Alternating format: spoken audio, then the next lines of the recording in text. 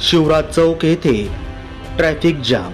शिवराज चौक येथे दिनांक 24 एप्रिल 2024 रोजी दुपारी 3 वाजल्याच्या दरम्यान ट्रॅफिक जाम झाल्याचे पाहावयास मिळाले।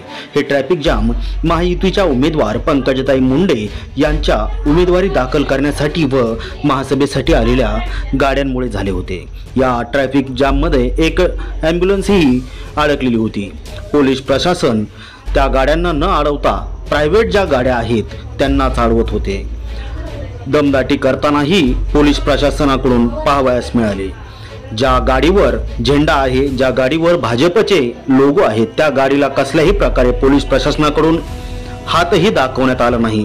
परंतु ज्या गाडीवर झेंडा नाही, ज्या गाडीवर भाजपचा लोगो नाही, त्या गाडीला पोलीस अडवत असल्याचे पाहावयास मिळाले। पोलीस प्रशासन हे आचारसंहितेच्या काळातही सत्ताधाऱ्यांच्या बाजूने आहे काय, असा यावेळी सवाल उपस्थित होताना पाहावयास मिळाला।